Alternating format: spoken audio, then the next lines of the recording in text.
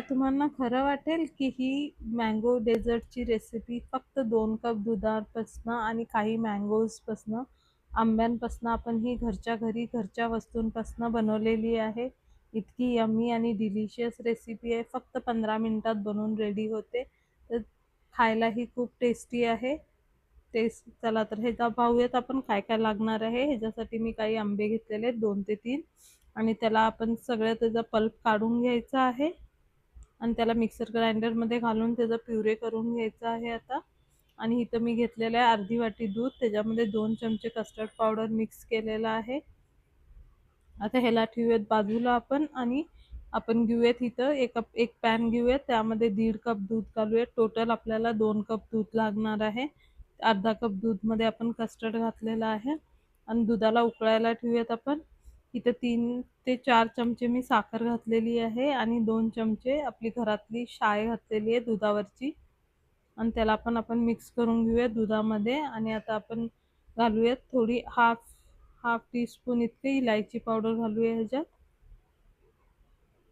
आणि त्याच्यामध्येच मिक्स करूया. आपण जे कस्टर्ड मिक्स करून ठेवलेलं आहे ते कस्टर्डचं मिक्स आपण ह्याच्यात घालून हलवत राहूयात, नाहीतर गाठी होतील, लम्प्स बनतील. म्हणून आपण सतत हलवत त्याला शिजून घेऊयात चांगलं थिक कन्सिस्टन्सी येईपर्यंत. आता हे बघा, ह्याला उकळी आलेली आहे कस्टर्डला आणि थोडंसं थिक पण झालेलं आहे. मी ह्याच्यावर स्पूनवर एक रेष काढली आहे तर ती व्यवस्थित राहतीये, म्हणजे आपलं कस्टर्ड शिजलेलं आहे. आता गॅस बंद करूयात आणि त्याला थंड होऊ देऊयात. आणि थंड झाल्यानंतर त्याच्यामध्ये आपण जे आंब्याचं प्युरे केलेलं आहे त्यातला थोडा आंब्याचा प्युरे आपण त्यामध्ये घालणार आहोत, हाफ, आणि हाफ आपण साईडला ठेवणार आहोत. आता इथं मी फ्रेश क्रीम घेतलेली आहे. तुम्ही हँड विस्करनी किंवा इलेक्ट्रिकल बीटरनी त्याला मिक्स करू शकता. ह्याच्यामध्ये आपण आंब्याचा जो प्युरे आपला आहे तो ह्याच्यामध्ये ॲड करायचा आहे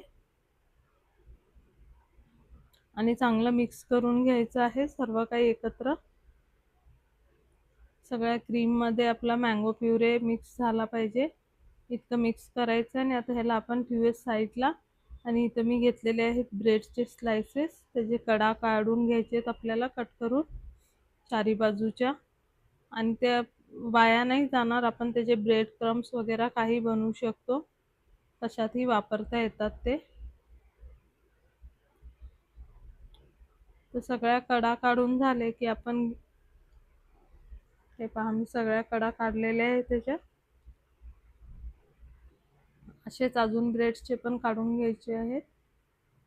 इथं मी एक डिश घेतलेली आहे काचेची, किंवा कुठलीही घेऊ शकता तुम्ही. त्याच्यामध्ये आपण सगळे ब्रेडचे स्लायसेस अरेंज करून घेऊयात.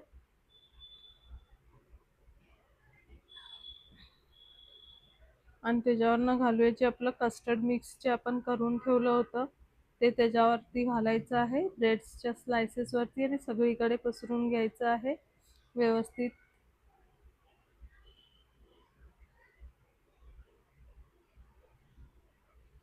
हाफ कस्टर्डचं मिक्स आपण आता वापरणार आहे, हाफ नंतर घालणार आहोत, यूज करणार आहे आपण. तर सगळीकडे स्प्रेड करून घेऊया आपण व्यवस्थित. आता त्याच्यावरती घालूया आपण जी क्रीम बनवून ठेवली होती ती पण त्याच्यावरती स्प्रेड करून घेऊया चारी बाजूला व्यवस्थितपणे.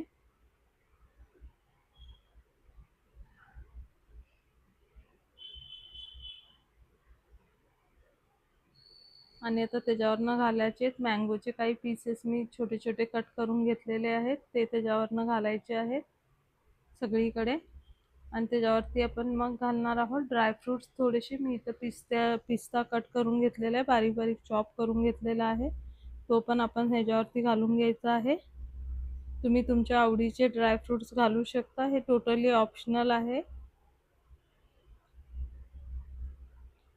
आता हे घालून झाल्यानंतर आपण परत ते रिपीट करणार आहोत, ब्रेडचे स्लायसेस लावून घेणार आहोत.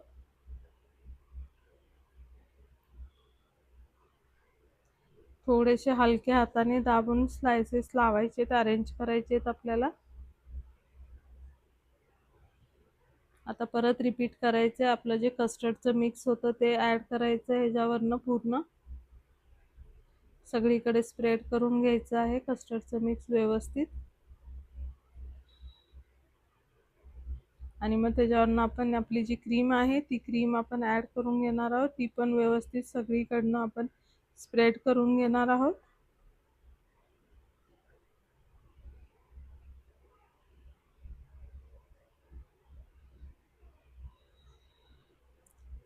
आता सर्वीकडनं आपण क्रीम स्प्रेड करून घेतलेली आहे. आता त्याच्यावरनं घालूयात आपण मँगोचे जे पीसेस आपले राहिलेले आहेत. थोडा मँगो मी कट करून ठेवला होता, ते आपण पीसेस घालूयात वरनं. गार्निशिंग करूयात. छान सुंदर दिसतात आणि खायलाही खूप चविष्ट लागतात. आता सगळे मँगोचे पीसेस घालून घेतलेले आहेत. आता त्याच्यावरनं आपण घालूयात ड्रायफ्रुट्स. तुमच्या आवडीचे कुठलेही घाला तुम्ही इथे. मी इथं पिस्ता आणि बदाम कट करून घेतलेला आहे आणि वरनं ते घालूयात सजवण्यासाठी आणि गुलाबाची पानं काही. आणि आता ह्याला आपण चिल्ड होण्यासाठी फ्रीजमध्ये ठेवूयात थोड्या वेळासाठी, 1 तासासाठी, म्हणजे हे व्यवस्थित चिल्ड होतील. किती सुंदर दिसते की नाही. एकदम अगदी घरातल्या वस्तूंपासून रेडी होणारं, फटाफट रेडी होणारी रेसिपी आहे. नक्कीच ट्राय करा.